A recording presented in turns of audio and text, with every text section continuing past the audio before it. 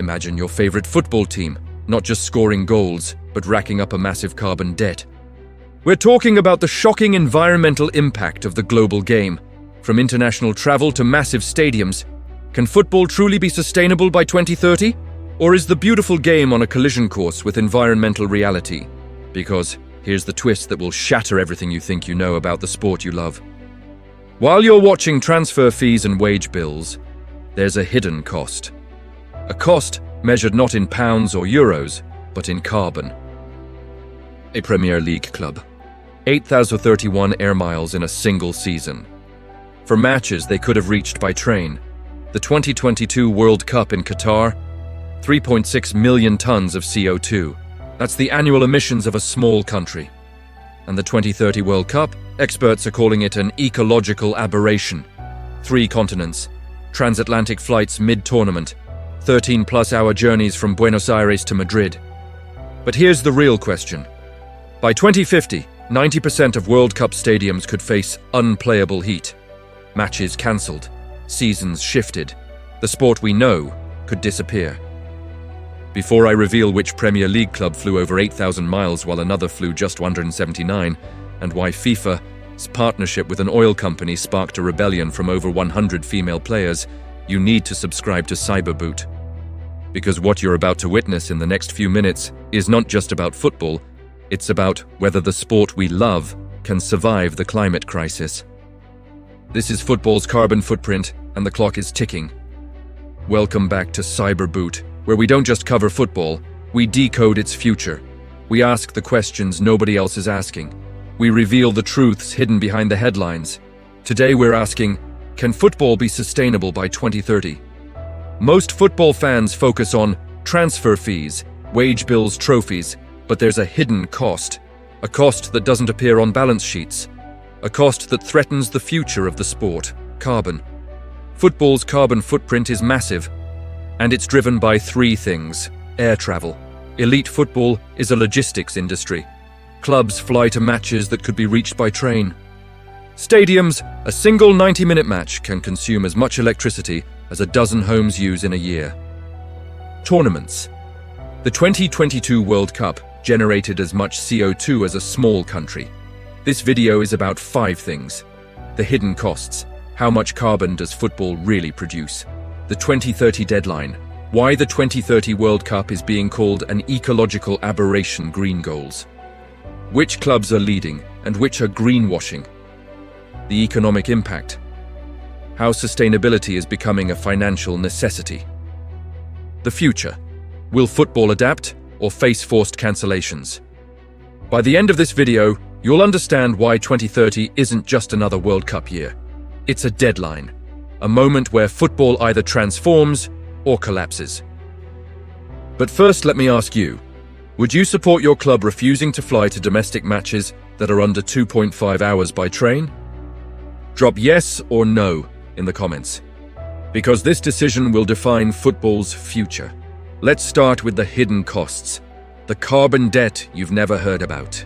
Football's carbon footprint is massive, but most fans have no idea how big it really is. Let me break it down.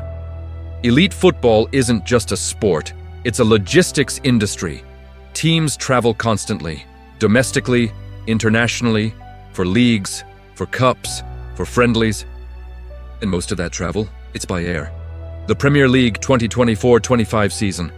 Premier League clubs took over 116 domestic flights for matches that could often be reached by rail or coach.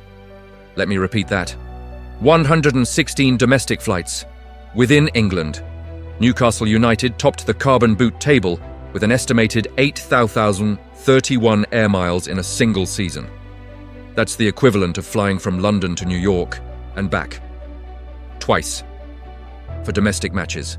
Crystal Palace, by contrast, was the league's greenest traveller. They covered just 179 miles by air.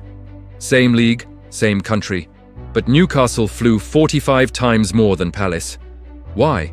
Because flying is faster, more convenient, and clubs prioritise performance over planet. If domestic travel is bad, international tournaments are a disaster. The 2022 FIFA World Cup in Qatar. The tournament generated a reported 3.6 million tons of CO2 equivalent. To put that in context, that's roughly equal to the annual emissions of Iceland, an entire country. And here's the breakdown. Over 2.4 million tons came from travel and accommodation alone. That's flights, hotels, fan movement, teams traveling from around the world. But here's the twist. Independent estimates suggest this figure was likely higher, because FIFA's calculations were based on assumptions, not actual measurements. A single 90-minute match at a major stadium can consume as much as 25,000 kilowatts of electricity. That's enough to power a dozen homes for a year. What use is all this energy? Floodlights, the obvious one. But modern LED systems have reduced this significantly. Undersoil heating, this runs for days, not just 90 minutes. It keeps the pitch playable in winter. VIP hospitality suites. These are kept at different climates, some warm, some cool, depending on guest preferences. Screens, sound systems, security, all running throughout the match. So while you're watching a 90-minute match, the stadium has been consuming energy for days beforehand, and will continue consuming it after you leave. Football's carbon footprint isn't just about the game. It's about the infrastructure, the travel, the logistics. And most fans have no idea, because clubs don't advertise their carbon emissions. They advertise their goals. 2030. It's not just another World Cup year, it's a deadline. A deadline set by the UN for climate action, and a deadline that football is about to miss spectacularly. The 2030 World Cup will be hosted across Spain, Portugal, and Morocco. But that's not all. To celebrate the 100th anniversary of the first World Cup, held in Uruguay in 1930, FIFA will hold opening centenary matches in Uruguay, Argentina. Paraguay, let that sink in. A World Cup hosted in Europe and Africa, with opening matches in South America. This format necessitates transatlantic travel for teams and fans in the middle of a tournament. We're talking 13-plus-hour flights from Buenos Aires to Madrid. Critics are calling this an ecological aberration, a mockery of FIFA's carbon-neutral pledges. Because how can you claim to be carbon neutral when you're forcing teams and fans to fly across the Atlantic mid-tournament?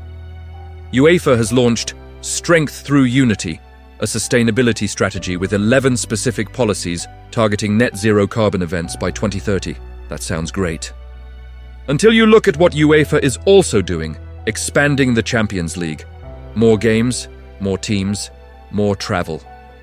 The expansion directly contradicts the reduction targets. UEFA wants to be green, but it also wants to be rich. And when those two goals conflict, money wins. Here's the real crisis. By 2050, football might not be playable in many current stadiums. A 2025 report warns that 14 of the 16 venues for the 2026 World Cup already exceed safe play thresholds for climate hazards. What does that mean? Extreme heat, flooding, drought, conditions that make playing football dangerous. By 2050, 90% of these stadiums could face unplayable heat. Matches will be cancelled, seasons will be shifted, the sport as we know it could disappear. 2030 isn't just about hosting a World Cup across 3 continents. It's about whether football can adapt to a planet that's getting hotter, more unstable, and less predictable. And right now, football is failing that test. Here's my question for you. Should FIFA cancel the South American opening matches of the 2030 World Cup to reduce carbon emissions? Drop cancel or keep in the comments, because this decision will define FIFA's credibility. So what's being done? Are clubs and leagues serious about sustainability, or is it all just marketing? The answer, both. Some clubs are genuine pioneers, others are accused of greenwashing. Let me show you the difference. Forest Green Rovers, England, has been recognized by the UN and FIFA as the world's greenest football club. They've been carbon neutral since 2011. Let me repeat that. 2011, over a decade ahead of most clubs. Their innovation's solar-powered MowBot. They use a solar-powered robotic lawnmower to maintain their pitch. Organic pitch, maintained with seaweed and bacteria instead of chemicals. 100% vegan match day. Menu, no meat, no dairy, lower carbon footprint. 42% reduction. They've reduced their carbon footprint per spectator by 42%. Forest Green Rovers proves that carbon neutrality is possible, even for smaller clubs. In top-tier football, Real Betis is the model. Their Forever Green platform is a blueprint for how big clubs can go green. The numbers: 31% reduction in emissions compared to 2018-19 levels, recently offset their remaining footprint to become carbon neutral. Real Betis saves the equivalent of 2,597 Olympic pools of water annually through recycling systems. Real Betis proves that green doesn't mean small. You can be a top-tier club and carbon neutral. Not all green claims are real. The 2022 World Cup in Qatar claimed to be carbon neutral.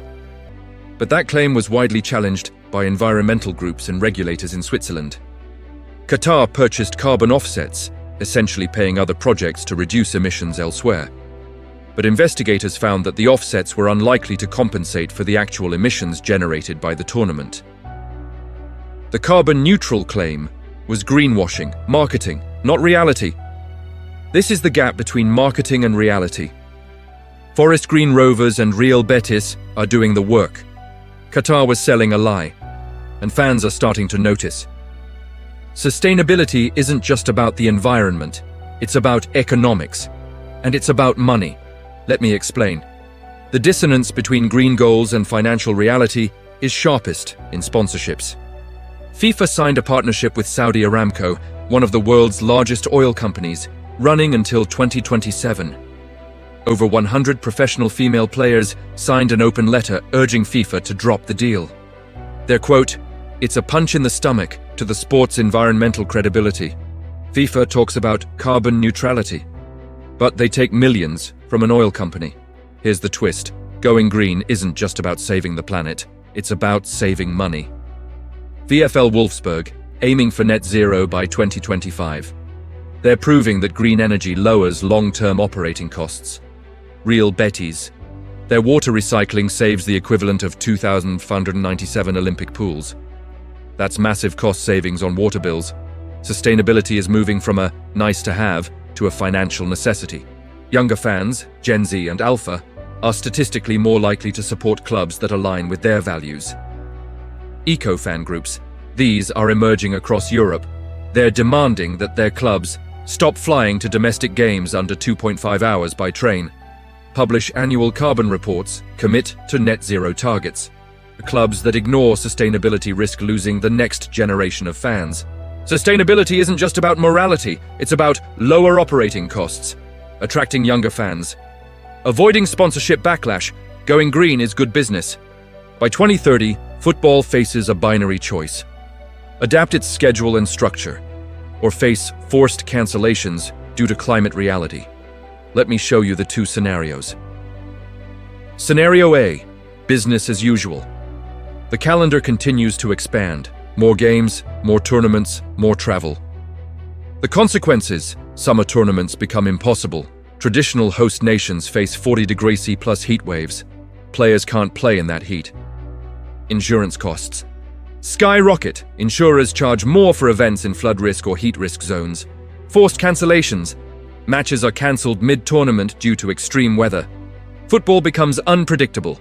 Schedules collapse. The sport fractures. Scenario B. Radical overhaul. Football adapts. It transforms its structure to survive. Continental competitions, Champions League, Libertadores, return to regional groups to minimize air travel. Seasons shift permanently to avoid peak summer heat. Winter World Cups become the norm. Leagues introduce a carbon cap alongside financial fair play. Clubs that exceed travel emission limits face penalties. Football survives, but it looks different. Regional, seasonal, sustainable. By 2030, football will have chosen one of these paths. Either it adapts or it collapses. And the clubs, leagues, and federations that refuse to change, they'll be left behind. Final question. Which scenario do you think is more likely by 2030? Drop business as usual or radical overhaul in the comments, because your answer reveals what you believe about football's future. Football's carbon footprint: 8,031 air miles, 3.6 million tons of CO2, 90% of stadiums facing unplayable heat by 2050. The 2030 World Cup, 3 continents, an ecological aberration. Forest Green Rovers, carbon neutral since 2011. Real Betis, 31% emissions reduction. FIFA partnered with an oil company. Over 100 female players rebelled. 2 scenarios, 2 futures, 1 deadline. Before you go, I need 5 things from you. Subscribe to Cyberboot right now. We decode football's biggest challenges, not just tactics but survival. If you want real analysis, this is your home.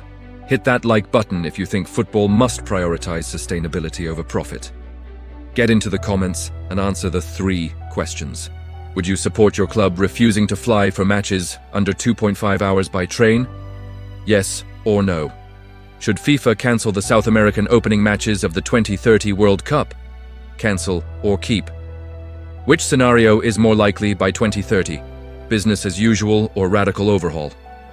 Share this video with one football fan who thinks sustainability doesn't matter. Comment 1 word that describes football's environmental future. Just 1 word. Newcastle, 8,031 miles. Crystal Palace, 179 miles. Same league, different choices. By 2030, football will have made its choice, adapt or collapse. This has been Cyberboot, where we don't just watch football, we ask if it can survive. Subscribe now, because the clock is ticking.